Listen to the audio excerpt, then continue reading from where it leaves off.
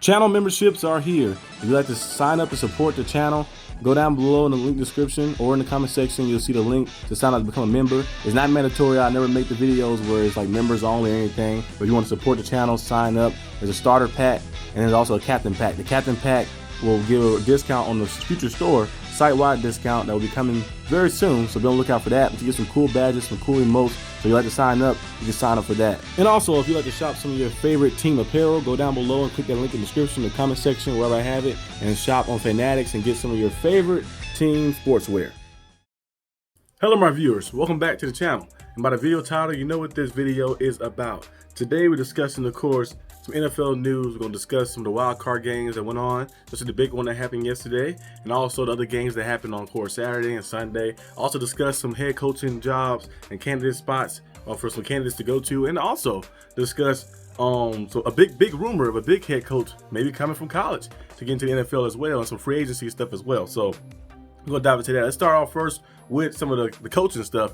You look at, of course, the top names, you know, the Ben Johnsons, the Aaron Glenns. Those are top names that probably circulating around. I think Aaron Glenn, best fit might be just the Saints. I know people keep talking about the Cowboys and stuff like that, but I think the Saints made the best fit. You know, they have some pieces on defense as well, and that culture there, I think that'll fit perfectly with him, like that, like down there with the Saints. The Saints, of course, do need to figure out the offensive side a little bit. Spencer Rattler did show some potential here and there like that throughout the season. Had some flashes like that, so maybe you can build around that and maybe draft a quarterback if you want to, or maybe just see what you got in Spencer Rattler and then wait until later down the line. But I think overall it's still pretty solid. You know, still pretty solid little group they got there. I mean, they didn't win like 5 or 6 games this past year, but they still have some potential to, like, okay, it's some stuff there that you can probably switch out, some stuff there you can kind of like exploit and maybe bring up and bolster up. I think Aaron Glenn would be a perfect person for that because he can resonate with a lot of the players there as well and bring out the best in defense as well. You know, a young quarterback best friend is a defense. You have a good defense out there and you can implement the run game as well and make things happen. You can start seeing more success. I think Ben Johnson best fit won't be the Cowboys because I think the structure of the Jerry Jones, you know, being the puppet master over the top like that. You ever see a little puppet meme where you show like the puppet master like have control of everything? I think it'd be better to see, of course, Ben Johnson in Chicago. Chicago probably the best bet for him. The Raiders would be a cool spot too, but I think Chicago probably the best bet for him because you look at the spots, you look at Chicago what they got. Maybe the Jaguars as well. You see what they got there. The Jaguars got a lot of things to fix too as well. But I think Chicago with Caleb Williams and the things Caleb Williams can do and throw the football, I think you get a guy like that, play caller like Ben Johnson, who can exploit and bring the best out the playmakers. You got Rome there still as well. Keenan Allen, the veteran, still there. You got Cole Kmet. You got the offensive line is all right as well. You got some guys back in the backfield. You know, JJ Swift, who was with the Lions the previous year. So you have some guys there. It's kind of familiar a little bit, you know. So I think he probably can find a way to mix things up and kind of bolster it up a little bit and kind of get some guys going. And Caleb Williams can probably benefit a lot for having a play call like that on his side.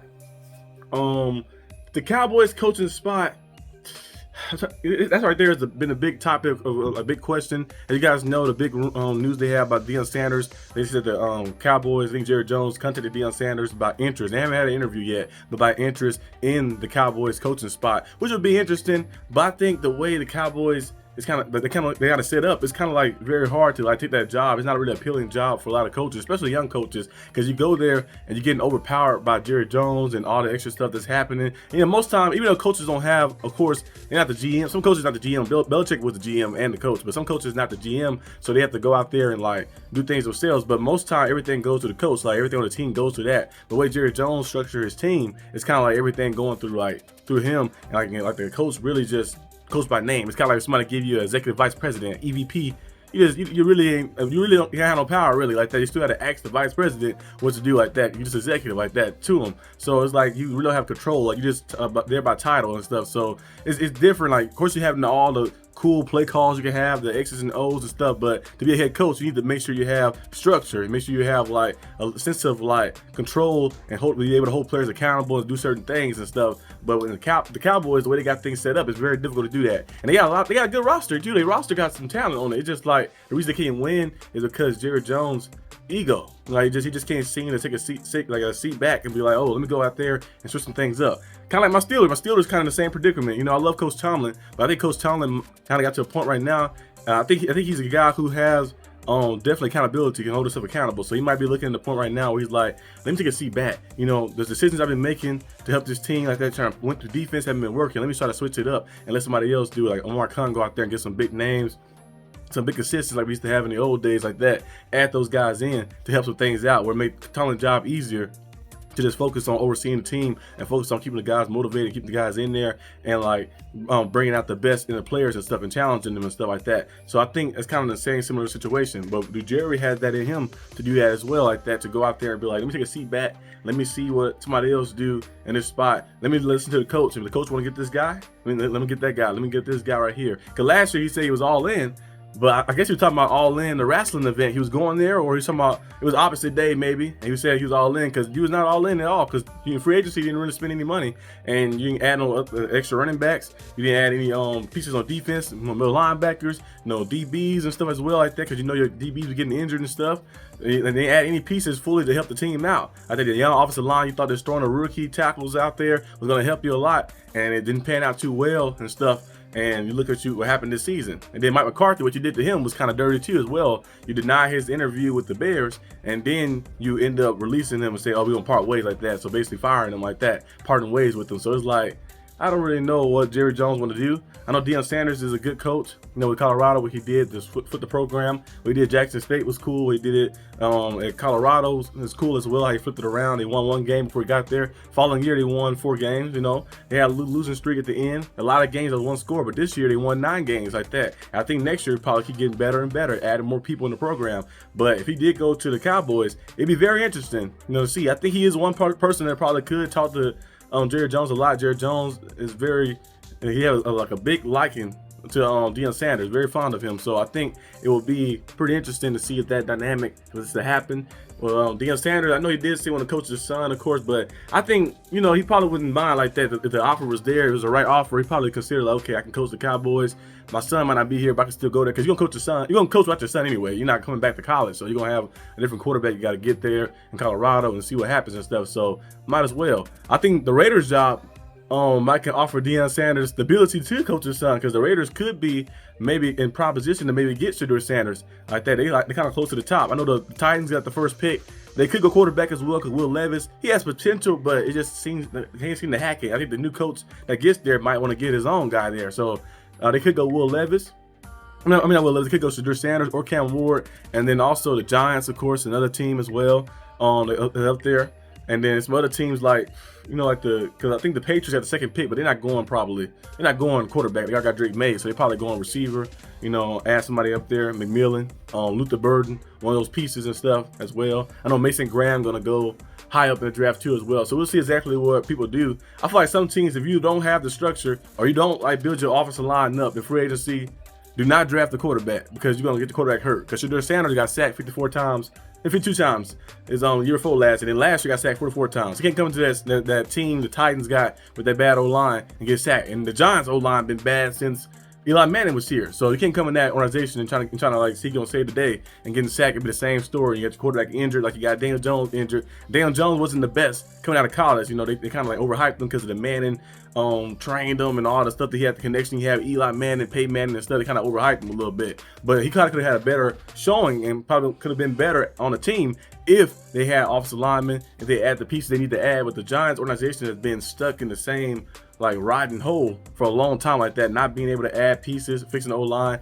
and making the right decisions. You paid Daniel Jones all that money. You didn't pay Saquon Barkley. Saquon Barkley just rushed for 2,000 yards with the Eagles, your rival team. So it's like, that shows you like you're putting the money in the wrong spots. You're losing players that you should keep and making bad decisions and bad moves. So we'll see exactly where Shedeur Sanders land, where Cam Ward land. So the quarterbacks, Jalen Monroe, will he go first round? Like that, you never know. Like that too, you got potential as well. So that's some things you got to fix, though, of course. But it's gonna be a lot of quarterbacks in this draft. I think Shedeur Sanders and Cam Ward are probably the most NFL rated guys, the guys I can see having a big time future. Jalen Monroe, depending on where he goes and depending on the development of him as well.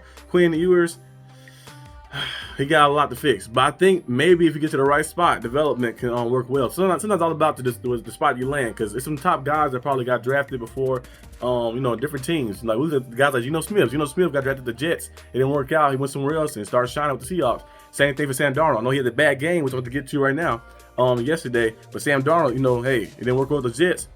the Panthers either. Got to an organization like the Vikings. They put some stuff around them, and it worked well. Now, yesterday, in the wild card matchup with the Vikings and the Rams, I picked the Vikings to win that game because I thought the Vikings would win this game. I thought the game would be very close, but the Vikings would still pull off.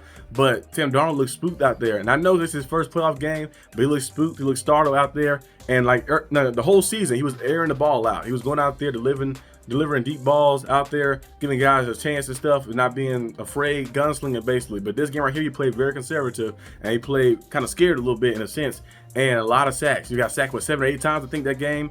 The interception, had the fumble as well, and it was just bad. Some of those lit points as well. Remember that the one that Killer Witherspoon, out of all people, Killer Witherspoon, getting in there. He usually, Killer Witherspoon is a very interesting corner. You know, he played for the Steelers a little bit, played for 49ers. He started off good, he started tripping. Same thing for the Steelers, start off good, start tripping. And he got himself worked over here now. This is 14. He was the Seahawks for a little bit too. So now he's on the Rams right now. He went out there and got a big sack, a strip sack, and then got returned for a touchdown by Jared Verse, the rookie. And then you just seeing okay, Sam Darnold and Vikings, they had opportunity a little bit, and I think in the third quarter, a few chances to try to cut the lead in half a little bit, but they just cannot seem to get it going. And the Rams just dominated. Because the Rams started off in the first drive. You see that drive they had, they just drove down the field and scored a touchdown like that on the first drive. And I felt oh, that's kind of fast. They did that pretty easily, and they was able to get things going. And the Vikings really, the defense kind of played a little better as the game went on, but it's kind of hard when your offense not able to get first downs, able to score. So put the defense on the field a lot longer, and eventually the defense get tired, and eventually that bend but don't break mentality, the defense is going to break eventually. And we've seen the Rams beat the Vikings yesterday. So that happened yesterday. And of course, the Texans got the big time win versus the Chargers. I picked all my picks I picked was completely, they all was wrong. It was just crazy. The Texans, I picked the Chargers to win that. I did not expect Justin Herbert to throw 4 interceptions. I don't know what happened in that game right there. He did not play too good. Remember the first playoff game he had, they was up 27-0, and they blew the lead. They blew the lead and they lost. And then now this playoff game, he throws 4 interceptions. So I have no idea. Especially when the Chargers was up 10-0. They was up. They had the lead a little bit. It was up. No, they was up 6-0. They was going down the field to drive, and he threw an interception. That flipped the whole game around. And Texans scored 30. They outscored the Chargers 32-6, which is crazy, and they won the game. Now they heading to play the Kansas City Chiefs in the next round. Then you look, of course, at the Ravens Steelers game. Our Steelers went out there and got themselves in another deficit to start the game off, down 21-0. Now it was 14-0 or like that, or they kept it 10-0. Probably had a better chance in the second half, but got down 14-0. Tried to cut it a little bit at one point, but it just cannot seem to make tackles. You allow Derrick Henry and Lamar Jackson, because most of the people that was doing it, rush for 300 yards. They ran the ball 55 times, rushed for 300 yards. You can't win like that. I said it before the stream happened. I was on the stream, live streaming, the watch party for the game. I said, if we cannot stop the run, you will not win this game. And what happened? They ran the ball all over. Just like they did the last time they played us. We played in Baltimore in the regular season. They ran the ball like that. Ran the ball all over the Steelers. The Steelers cannot stop the run. And the offense cannot keep on par because the offense really wasn't built like that. Not enough playmakers because teams looking at it hey, you only got Pickens. I put my best guy on Pickens. I double team the other guys, slide coverage to the other side. None of your guys I feel like can beat me. Like Calvin Austin can't, Van Jefferson can't. None of those guys can beat me fully like that every play. So we can just kind of load the box up, take the run away from you, and then try to make you force some passes, and it worked. They went out there and handled the Steelers, and the Steelers lose their 6th straight playoff game. The last time we won a playoff game, I remember I wore my jersey to school. We beat the Chiefs like that, and that's the last time I was in school. I was 15, I think, the last time we won a playoff game. I'm 23 now, so it's been a long time since the Steelers won a playoff game. We got to find a way to fix that. And then you look at, of course, what else happened? The Packers lost to the Eagles. Jordan Love didn't look the best in that game. I think he got potential, of course, but it just didn't look too good in that game right there, of course. A lot of turnovers, and the Eagles didn't play the best football either, but they still find a way to squeeze out a win and stuff. And that's when you got a good team. Like I mentioned many times on this channel, if you play bad football but still somehow win, especially win comfortable as well, your team is good. Because in the losses, well, in bad play, you can still win like that and have things to fix and stuff. So your potential is still limitless. And then you look, of course, what else getting had? They have the there's another game, Broncos and Bills. The Broncos started off fast, the big bomb that Bo Nix threw, but then after that, the Bills just kept scoring. 31 unanswered points, kept scoring, and they won that game. So yeah, the playoff games right there was very interesting. The Bucks, of course, had probably the best game of the weekend. It was Bucks versus the Commanders in that Sunday night game. And the Bucks, they had control of the game, but that fumble, that Baker Mayfield fumble away, and then gave the Commanders perfect field position to score a touchdown. And then of course the Bucks went down the field and they hit the field goal to make it a tied game. But then after that, you know, it was kind of hard for them to play. And then one play, I think number 93, he got through on the Bucks, went for the sack on Jaden Daniels. Jaden Daniels was able to fight off the sack, scramble, get the first down, and then the game is over. Field goal, boom, game is over like that. So that was a big time game. That was the first time in almost, it was a long time since 2006 since the Commanders won a playoff game. And guess who they beat? It was the Tampa Bay Buccaneers. So like history repeating itself. Jaden Daniels is playing at a high level. I did not expect the Commanders to be at this type of team like that, be this level this first year. I know Jaden Daniels is very good, like I mentioned on the channel, like that, where I did the draft analysis. I said I feel like he's the most NFL ready because he played so many games in college. I think he's gonna be this good though, where they going into the playoffs and doing all this crazy stuff like, as well. And they one game away from the NFC title game. Now they have to go play. They have to play the Lions, right? I think they got to play the Lions, so it's gonna be interesting to see what happens. You never know what can happen. In any given Sunday, every time I think the Lions probably win that one, but any given Sunday, you never know. But this is kind of all I have for today's video. I'll probably talk about free agency, but I guess I'll save it for next time. I got Jerry Alexander, got Najee Harris as well. Some top free agency names, Sam Darnold and stuff. Some other guys going into free agency. So we'll see what happens where he lands. I'll discuss that more and more as the weeks go on. But I'll see you guys next time on the channel. Peace out.